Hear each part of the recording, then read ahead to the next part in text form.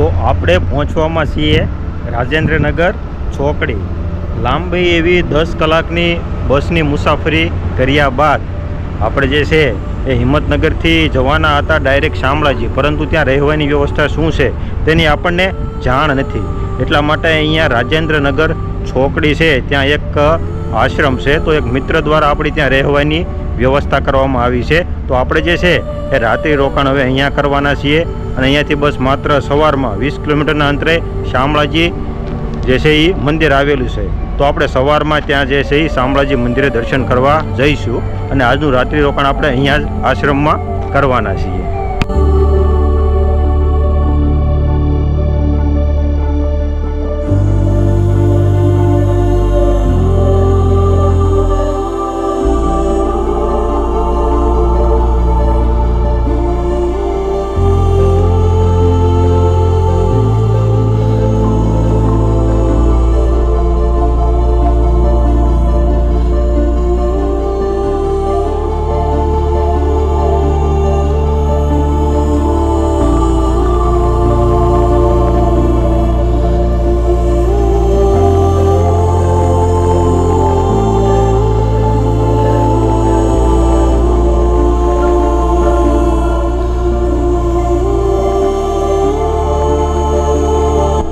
અહીંયા આપણા માટે મિત્રો રાત્રિ રોકાણ માટેની એક શાનદાર વ્યવસ્થા કરવામાં આવી છે। તમે જોઈ શકો છો, ખૂબ જ મસ્ત મજાનો રૂમ છે અહીંયા।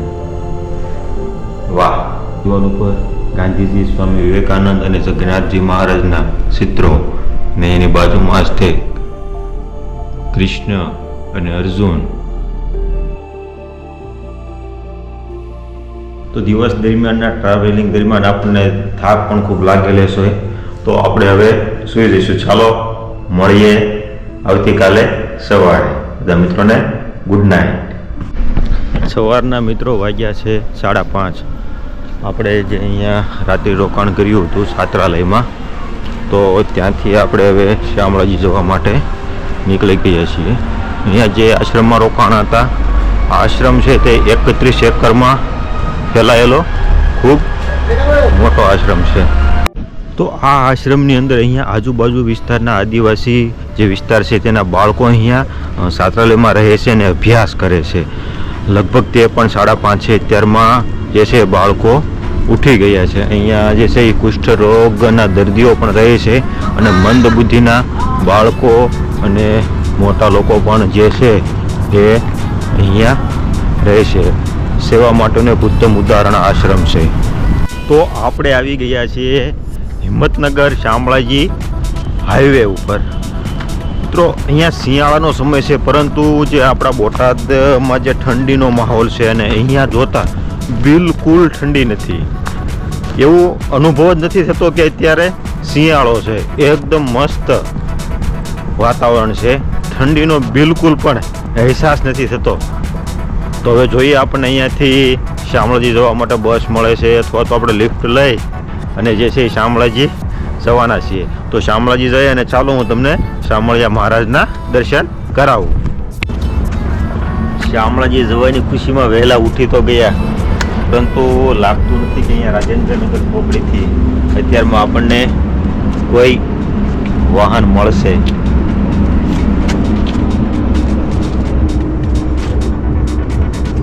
સાડા 5 થી 6 એટલે કે અડધો કલાક આપણે અહીંયાથી વેટ કરીએ છીએ।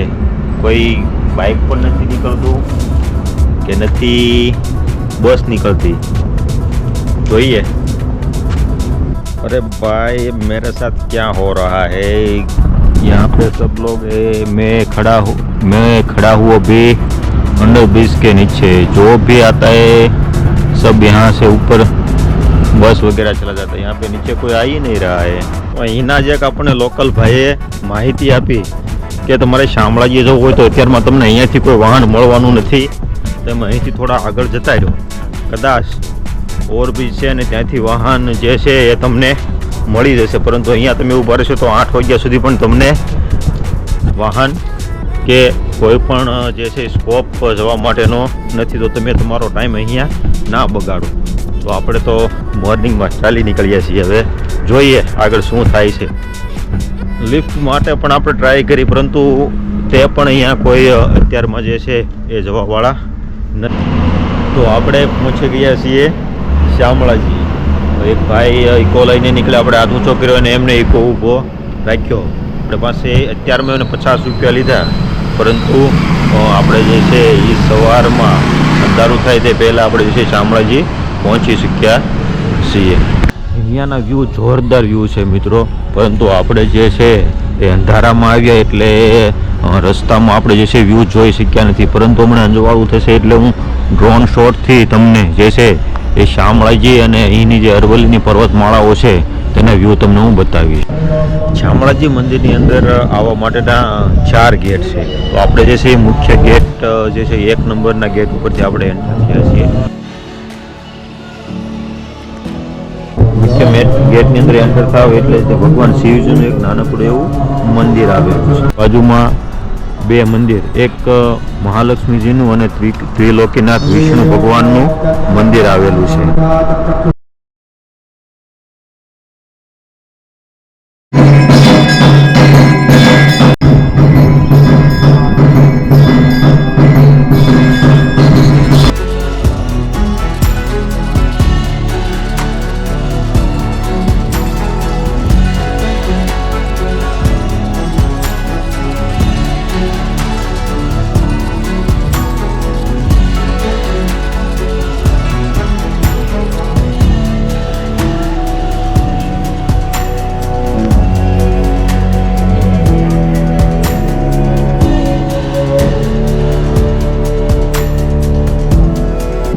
પ્રસિદ્ધ શામળાજી મંદિર છે તે અરવલ્લી જિલ્લાના ભિલોડા તાલુકાના મેશ્વો નદીના કિનારે આવેલું છે.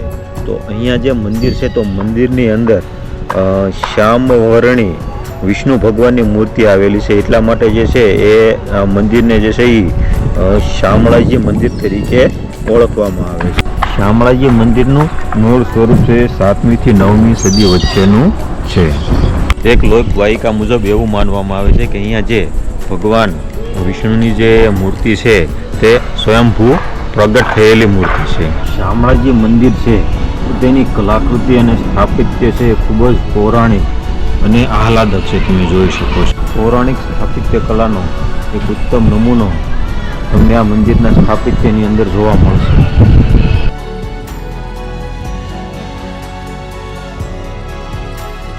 આ મંદિર છે એ હિન્દુ ધર્મની આસ્થા અને શ્રદ્ધાનું પ્રતીક છે. અહીંયા 18 પુરાણો અને હિન્દુ ધર્મને લગતા અનેક ચિત્રોનું વર્ણન અહીં કરવામાં આવેલું છે. હજારો વર્ષોથી હિન્દુ ધર્મનું અતિ અડીખમ મંદિર છે.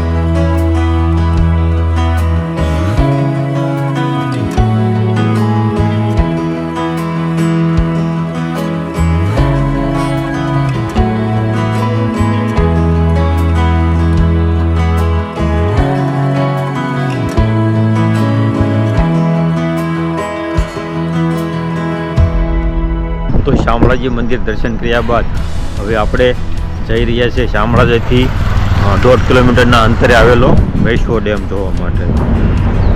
મેશ્વો નદી ઉપર આ ડેમ આવેલો છે. ખૂબ જ વિશાળ ડેમ છે અને સુપ્રસિદ્ધ ડેમ છે. તો હવે આપણે જઈએ મેશ્વો ડેમ.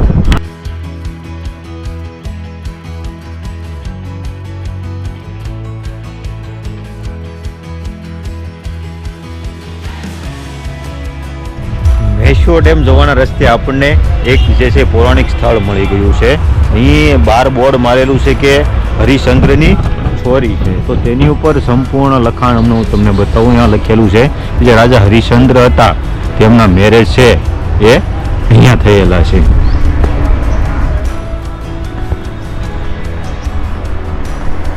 અદ્ભુત મંદિર છે. હરિશ્ચંદ્રની સોરી શામળાજી તમે જોઈ શકો છો. અહીંયા સંપૂર્ણ ઇતિહાસ આપવામાં આવ્યો છે.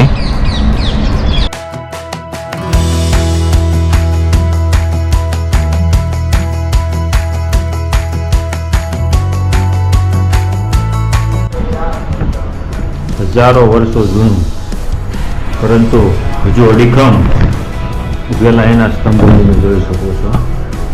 ત્યારે છે તો બિસ્માર હાલતમાં, પરંતુ એકદમ અડીખમ ઉભેલું આ જે છે એ હરિશ્ચંદ્ર, રાજા હરિશ્ચંદ્રની છોરી છે.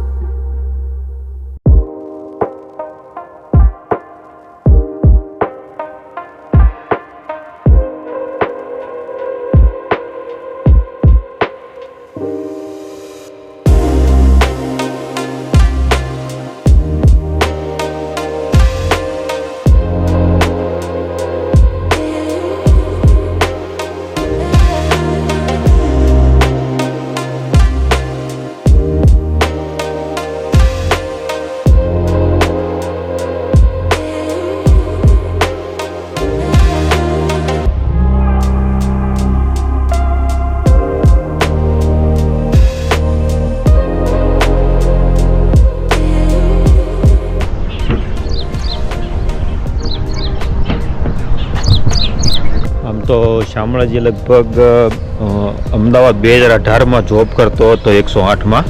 ત્યારે મિત્રો સાથે શામળાજી આવવાનો જે છે લાભ મળ્યો હતો. ત્યારથી લઈ અને અત્યાર સુધી ઘણીવાર આવવાની ઈચ્છા હતી અને આજે આપણે શામળાજી એકલા આવી પહોંચ્યા છીએ. પણ ખબર નહીં કેમ કે આ રસ્તાઓ અને આ જંગલ પહાડ સાથે કંઈક અનેરો એક અલગ જ પ્રકારનો લગાવ હોય ને એવું લાગી રહ્યું છે.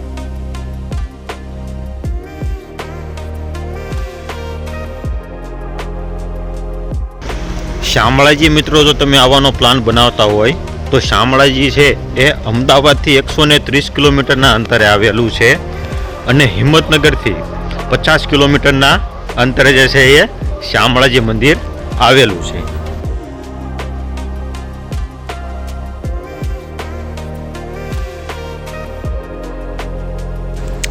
અહીંના જે જંગલ છે તો આ જંગલમાં જે પક્ષીઓનો કલરવ અને અહીંનું વાતાવરણ જોઈને તમને અચૂકથી એવું થાય કે નહીં, આપણે જે છે અહીંયા ખરેખર રોકાવું છે. તો પ્રકૃતિનો જે આહલાદક અનુભવ જો તમારે માણવો હોય તો શામળાજી છે એ બેસ્ટ લોકેશન છે. મેશ્વો ડેમ જવા માટેનો રસ્તો પણ એટલો અવિસ્મરણીય બની રહ્યો છે, કેમ કે 1 કિલોમીટરનું અંતર છે, પરંતુ એકદમ જંગલની વચ્ચેથી રસ્તો પસાર થાય છે. રોડ બનાવેલો છે, પરંતુ આજુબાજુમાં એકદમ જંગલ વિસ્તાર આવેલો છે, ડુંગર આવેલા છે, તમે જોઈ શકો છો. ખૂબ જ કહેવાય છે ને કે મંજિલ તો પછીની વાત છે, પરંતુ ખરેખર જે સાચી મજા છે ને એ મંજિલ સુધી પહોંચવાનો જે રસ્તો હોય છે ને એની છે.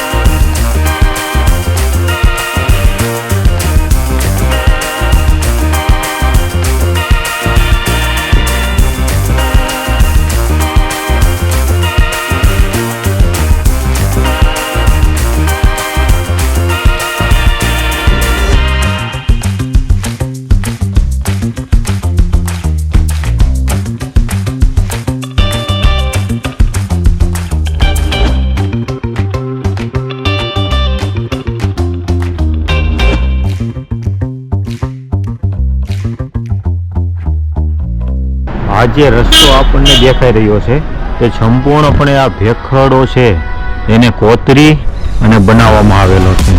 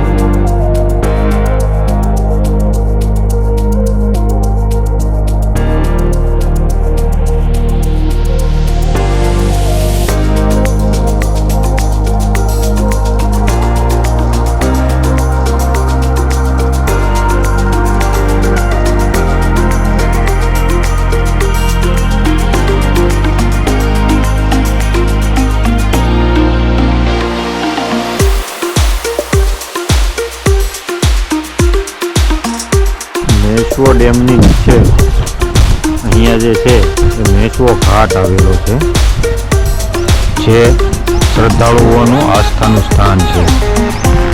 ઘણા બધા લોકો જે છે ઘાટમાં નાહી સ્નાન કરતા હોય છે, જેને પવિત્ર સ્નાન માનવામાં આવે.